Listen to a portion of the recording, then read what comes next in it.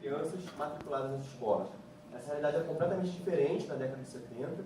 Então, quando você tem o início dessa expansão da educação básica, no caso pública, você tem a questão do desafio da qualidade do ensino. Junto com a quantidade, havia de se pensar a questão da qualidade. E aí você tem algumas formas de criar conteúdos, e já começam essas iniciativas de criar conteúdos educativos para acompanhar essa expansão da educação básica. E aí o primeiro momento que a gente tem ali é o telecurso, Acho que alguns de vocês já devem ter visto alguma vez, acordando cedo em casa, o telecurso passando lá às 6 da manhã. Então aquele foi o primeiro produto que surgiu assim, através da Fundação Roberto Marinho, que é, no caso, a mantenedora do canal Futuro Hoje em Dia. E junto com a questão do telecurso, você também teve a criação de uma TV estatal educativa, que era a TV Escola. Então são dois momentos assim, que a televisão tenta acompanhar esse processo de expansão em quantidade da educação básica. Mas havia sempre a discussão, como garantir qualidade? Não só na escola, mas também através desses conteúdos audiovisuais que, porventura, possam ser utilizados na formação do professor ou na oferta de conteúdos pedagógicos para diferentes faixas etárias.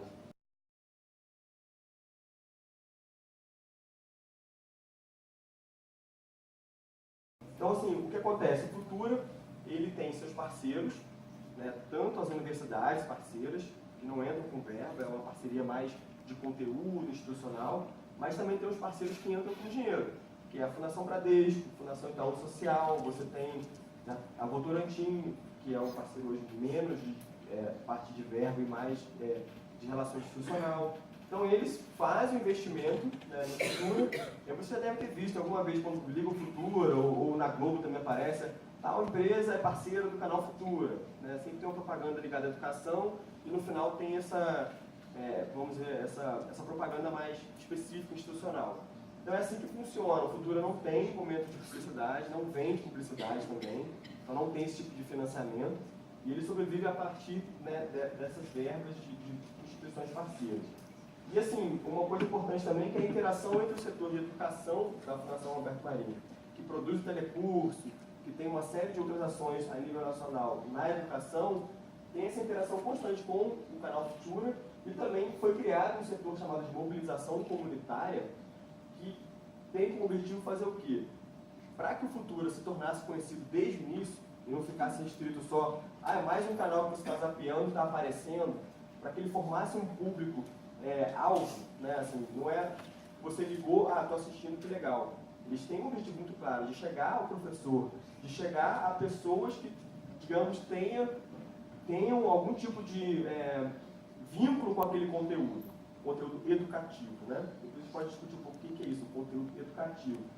Então, assim, como que eles fazem? Criaram um setor de mobilização comunitária, que são profissionais da área de comunicação, de educação, que vão para várias regiões do país, inclusive para aquelas onde o Futura só existe como parabólica, como sinal de parabólica, para formar o público. Ou seja, levar conteúdos específicos de Futura, levar a missão do Futura para essas pessoas, para que elas se sintam engajadas a assistir o Futura. E reconheçam que o conteúdo educativo do Futura faz a diferença na vida delas. Que sirva como um instrumento para a transformação social.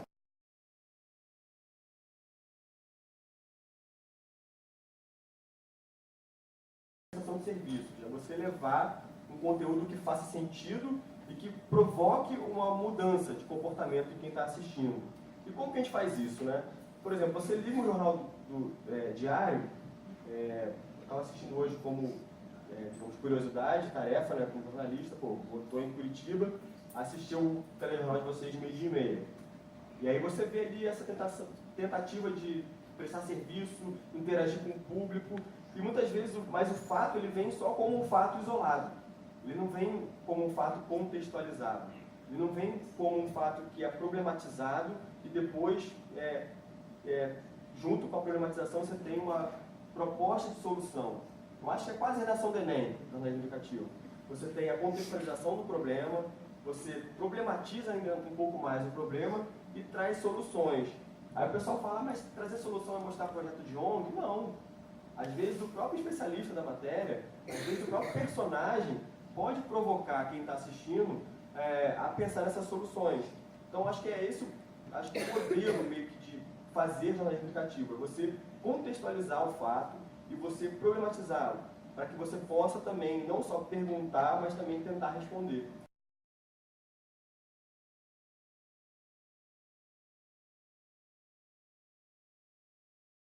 Tem vários textos, né, falando sobre o propósito do Futura, o próprio jornalismo do Futura, e assim, uma questão básica do jornalismo e também do canal Futura é você trazer educação com entretenimento, é você não só educar, mas trazer também a questão lúdica, né, da educação. E como fazer isso? Né? O jornalismo muitas vezes é sisudo, é sério. Né? Então a gente tem esse desafio muitas vezes de fazer com que, por mais que a informação seja séria, na apresentação você consiga dar uma, digamos, descongelada no assunto, ou na forma como o repórter se apresenta na matéria. Às vezes dá certo, às vezes não dá. A gente percebe que muitas vezes alguns assuntos, por exemplo, o jornal de hoje foi sobre políticas antirretrovirais no Brasil. 20 anos, né, de políticas contra o HIV no Brasil e estão mostrando que a coisa está entrando num descaminho. Vamos falar disso de maneira mais, né, assim, a entreter o espectador. É um pouco mais difícil. Agora, outros assuntos, como eu vou mostrar daqui a pouco, você consegue. Carnaval, por exemplo, você pode trazer a questão da folia, mas com informação, com conteúdo educativo. Você pode falar, por exemplo, a gente falou agora há pouco, teve aquela feira literária lá em Paraty, que é bem conhecida, e a poeta homenageada era a Ana Cristina César, falou de maneira mais lúdica. Na própria edição da matéria você vê que tem todo um trabalho assim, de você se sentir atraído por aquele personagem. A gente criou uma biografia, vamos dizer, uma biografia jornalística dela, e sem office, só os entrevistados falando, pessoas que tiveram contato pessoal com ela. Ficou bem interessante. Assim, você percebe, você está trazendo a informação educativa, mas está trazendo um pouco de entretenimento, né, uma forma de você seduzir quem está assistindo.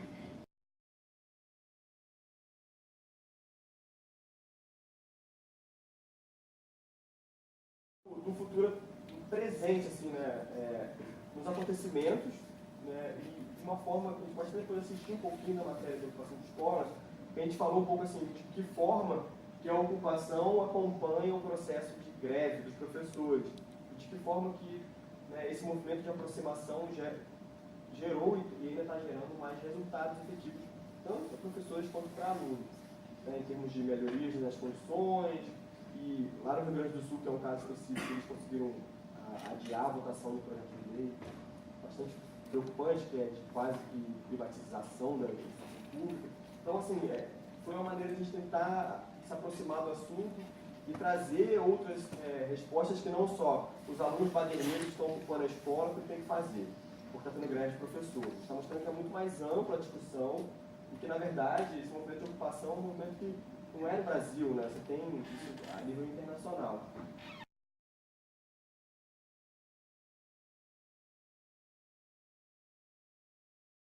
O Jornal Futura, assim, é um programa que já foi maior, ele tinha 30 minutos de duração. Na verdade, ele começou muito menor, cresceu e agora diminuiu um pouco mais. Quando eu era estagiário, por exemplo, ele tinha 15 minutos. Era um bloco único com um colunista, cada dia tinha um colunista específico, ele falava durante 6 minutos sobre um assunto atual e entrava um ou dois VTs, um nosso do Rio e um de uma parceira, só que na época o Futura não chegava a 10 parceiros, né, universidades espalhadas pelo Brasil que produziam conteúdo pra gente. Isso em 2005 e 2006. Aí mais ou menos em 2009, 2010, passou a ter 30 minutos, as parcerias aumentaram consideravelmente, eram mais de 30, e aí eram 3 blocos, tinha entrevista de estúdio todo dia, né, para pegar um assunto, por exemplo, ocupação de escola. Aí pegava alguém na área de direito para falar sobre a legitimidade ou não desse assunto, aí ia no estúdio para falar sobre isso. E aí ano passado a gente enxugou mais o jornal, pensando mais na questão da web também, para mandar as matérias direto para a web, como independente, né, o jornal ele é exibido sim com uma apresentadora, mas na web não. Você tem a matéria, depois a gente vai ver ali no YouTube como fica a matéria, com o lead dela e as informações da cabeça, mas ela é independente, ela não precisa ser consumida como um jornal.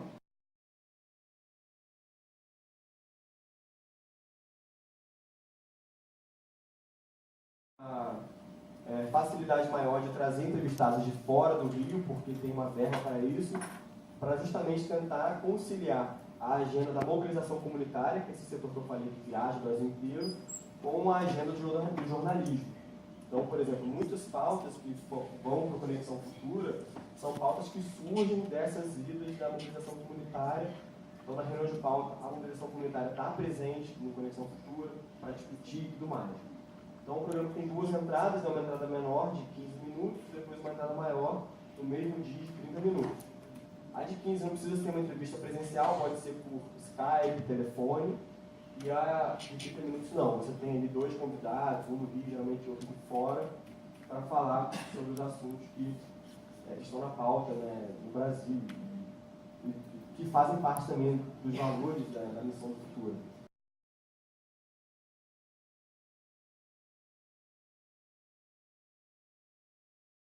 O debate é um programa de confrontação mesmo de ideias, de debater assuntos atuais. Eu coloquei esse aí de Escola Sem Partido, que foi um que teve uma, digamos, pulverização nas redes sociais enorme, porque o relator do projeto de lei, ele foi ao sala de debate, participar do debate, e tem uma fala dele que pegou muito mal, que ele disse que o Paulo Freire era o pedagogo do PT. E aí gerou uma celeuma, assim, o próprio Zé Brito, que é o nosso coordenador e apresenta o debate, confrontou ele na hora, disse, calma aí, cara, mas o Paulo Freire é anterior ao PT. E aí gerou toda uma provocação, então assim, isso gerou uma ministra, ex-ministra, que era aqui até de Paraná, eu não vou lembrar o nome dela, pegou esse trecho e lançou para meio que realmente catapultar, destruir esse projeto aí de criar escolas sem partido.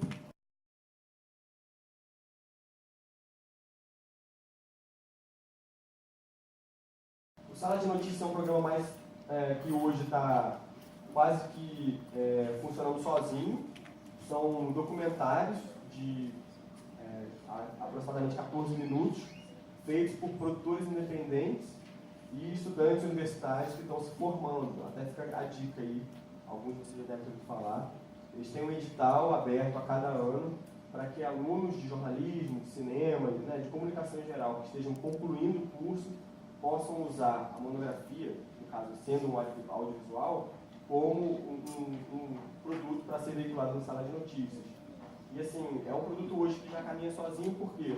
Porque as produtoras independentes, elas participam do edital, ao serem aprovadas no edital, o edital exige que elas tenham antecedentes, já produziram alguma coisa, tem que ter algum tipo de portfólio para apresentar, e aí depois eles entregam um produto já meio que fechado, obviamente que tem alguma discussão ali, mandam um primeiro corte, a gente discute, manda um segundo corte, e o terceiro corte é definitivo, e vai para o ar e também para a internet. E o site do Sala de Notícias na internet, que é esse que está aí, é incrível, assim, porque desde 2011 que eles têm o upload lá dos vídeos, e são, sei lá, acho que quase que 500 documentários de curta duração, de 14 minutos, sobre os assuntos mais variados possíveis, desde a questão da guerra na Síria, até, por exemplo, a questão da população negra no Rio Grande do Sul, que é pouco conhecida, e os rituais afrodescendentes lá no Rio Grande do Sul. Então você tem assim, uma diversidade de assuntos e de linguagens também, porque eu acho que o mais importante que o Sala de Notícias faz é isso, é você trazer para a tela do Futura pessoas que fazem, não jornalismo, mas que fazem, que produzem informação com uma linguagem muitas vezes mais, digamos, autêntica, inovadora. Tem gente que usa muitas vezes, por exemplo, animação no meio do documentário. Então é muito interessante você ver a pluralidade de pessoas que estão produzindo conteúdo no Brasil.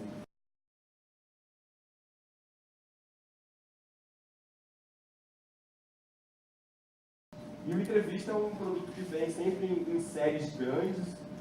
Por exemplo, educação. Aí há pouco tempo tivemos as metas do PNE, do Plano Nacional de Educação.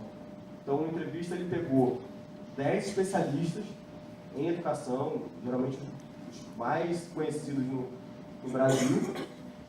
Cada um falou de 2 metas. Então, você tinha 20 programas de entrevista de 15 minutos, cada um falando de uma meta do PNE. E, além disso, agora, por exemplo, a gente pegou 18 pensadores assim, que estudam o Brasil ou que estão aí na crista da onda. Jean Willis, por exemplo, para falar sobre a questão da diversidade sexual e da falta de respeito, né, em geral no Brasil, foi um dos entrevistados. A gente teve a Leila Perrone Moisés, Lilian Schwartz, que é uma escritora bem conhecida, né, entrevistando essas pessoas, e é bem interessante. Depois pode dar uma olhada, mais como curiosidade para vocês.